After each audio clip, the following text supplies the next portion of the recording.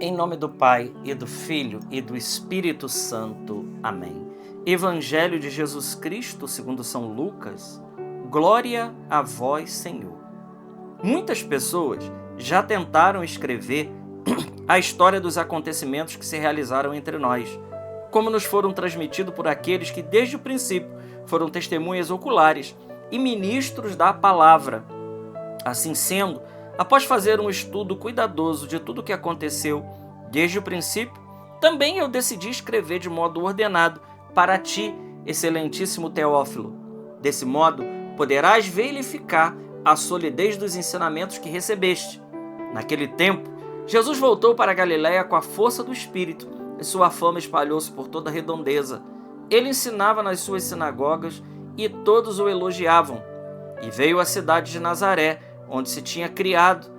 Conforme seu costume, entrou na sinagoga no sábado e levantou-se para fazer a leitura. Deram-lhe o livro do profeta Isaías.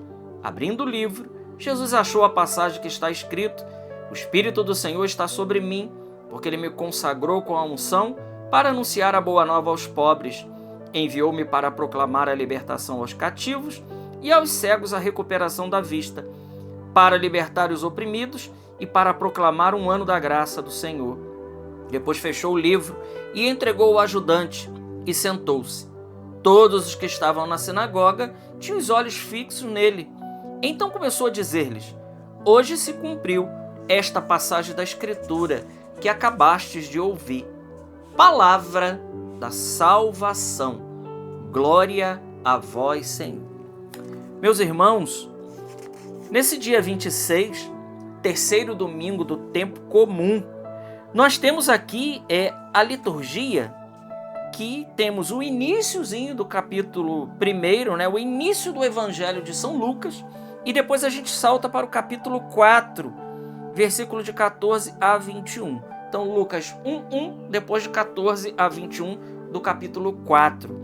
E é interessante que São Lucas, que também escreveu o Atos dos Apóstolos, ele diz que muitas pessoas já tentaram escrever uma história dos acontecimentos que se passou entre nós, por aqueles que desde o princípio foram testemunhas oculares. Então, São Lucas aqui, ele está falando dos apóstolos, aqueles que foram testemunhas oculares, aqueles que estiveram com o Senhor. Então ele também, depois de ter feito um estudo cuidadoso, ele resolveu também escrever de modo ordenado para ti, excelentíssimo Teófilo. Ou seja, para quem São Lucas está começando o seu evangelho, para quem que ele está escrevendo? Para você, para mim. Teófilo é amigo de Deus. Theo, Deus, filo, amigo. Amigo de Deus. Para ti, amigo de Deus. Então, se você é amigo de Deus, essa palavra é para mim e essa palavra é para você. E ele diz ainda, você pode verificar a solidez, né? As fontes de São Paulo, as fontes de São Lucas, né, são fontes assim, muito certeiras, né? Ele que desde cedo ele empreendeu isso, né? E ele escreve com uma delicadeza de quem é médico, de quem tem sensibilidade. Por isso São Lucas ele coloca muitos detalhes importantes. O que segue no texto é aquela passagem que Jesus volta cheio do Espírito Santo.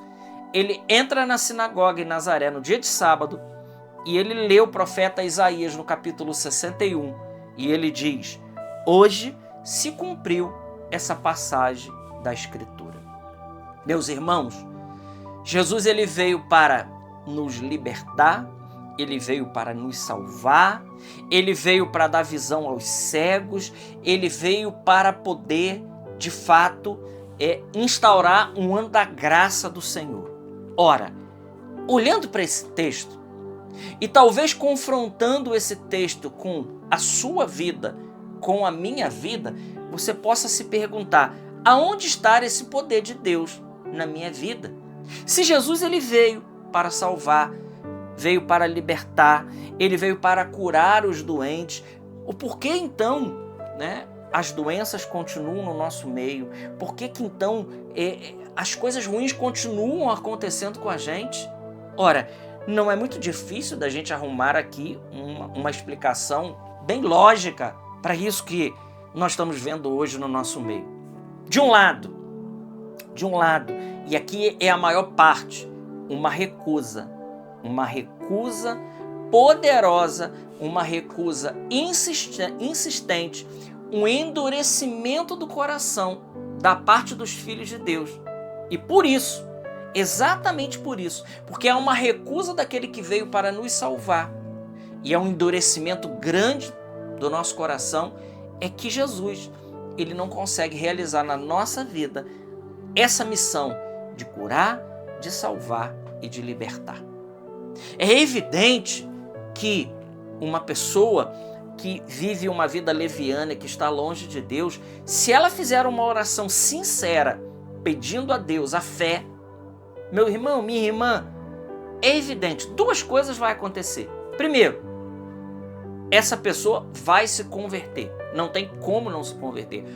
Uma, ou ela se converte, ou duas, ela para de pedir. Porque se ela continuar pedindo a fé, sinceramente, é impossível de Deus não agraciar essa pessoa e fatalmente levar ela à conversão.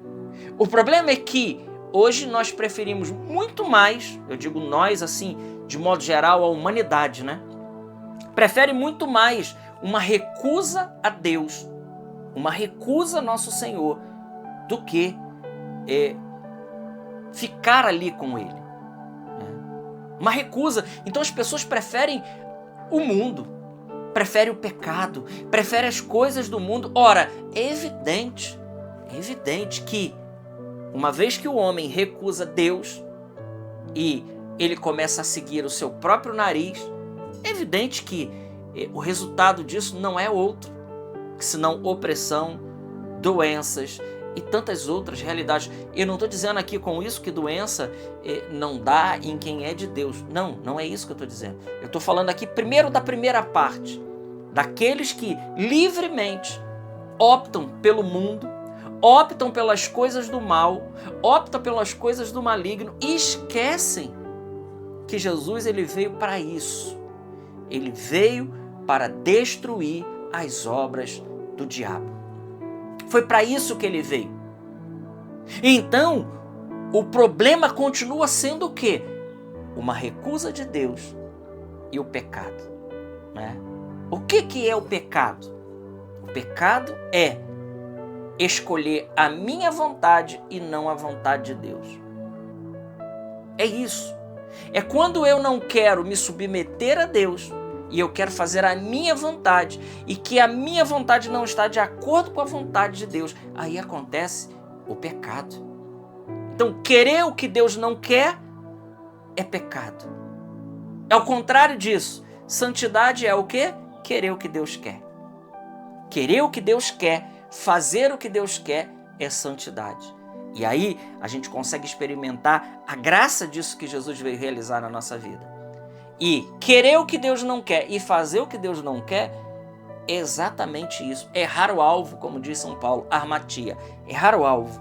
É exatamente isso.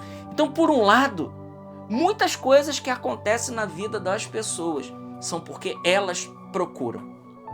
E por outro lado, e as outras coisas? As pessoas que são fiéis a Deus. Ora, aí vem o mistério do sofrimento humano. Por que Deus permite, né, que pessoas boas que estão no caminho passem por provação? Você que é um servo, uma serva fiel de Deus, se você está fazendo tudo certo, se você não está em pecado, se você é uma pessoa de Deus e está acontecendo muitas coisas de provação na sua vida, saiba, Deus com isso, Ele está querendo uma única coisa. Ele está permitindo isso na sua vida exatamente para te fazer crescer ainda mais. Não é um ato ruim de Deus, como se Ele fosse um velho rabugento em que fica feliz em ver a gente sofrer. Não. É que o sofrimento nessa vida, ele é extremamente meritório. Extremamente meritório. São Francisco de Assis dizia. Então, talvez você esteja se perguntando agora, por que eu estou fazendo a coisa certa e por que eu estou sofrendo? Eu digo para você, Deus está permitindo isso na sua vida, porque Ele é capaz disso, te fazer crescer ainda mais E talvez o seu sofrimento seja a conversão de muitas pessoas da sua família. Então eu diria para você, aguente firme. Aguente firme. Eu conheço pessoas assim maravilhosas, pessoas de Deus mesmo, que têm uma vida provada ali na sua vida familiar, mas não abandonam Deus e estão ganhando graus de glória, estão ajuntando tesouros no céu, como Jesus disse, aonde a traça e a ferrugem não pode corroer. Então Jesus ele veio para isso. Então, de um lado, a humanidade se recusa a Deus e por isso quebra a cara e por isso sofre. Por outro lado, o mistério da permissão de Deus no sofrimento da nossa vida. E o sofrimento, quando ele é vivido em Deus, por causa de Deus, ele tem um mérito muito grande para a nossa vida. Nós estamos, como Jesus diz, colocando carvões em brasas sobre as nossas cabeças, quando nós suportamos pacientemente tudo por amor ao Senhor. E não porque sejamos masoquistas. Nem Deus é. Mas Ele permite, porque Ele sabe que ali é um caminho poderoso de santificação e de conversão para cada um de nós. Que Deus possa nos abençoar neste domingo e que Ele possa fortalecer você que anda com os joelhos vacilantes, você que anda com dúvidas se Deus está aí na sua vida ou não. Saiba, Deus está aí no controle dessa situação. Creia, vá até aonde você puder com Deus, aguente todas as coisas pacientemente, confie no Senhor e você verá a glória de Deus se manifestando na sua vida e na vida dos seus. Glória ao Pai, ao Filho e ao Espírito Santo, como era no princípio, agora e sempre.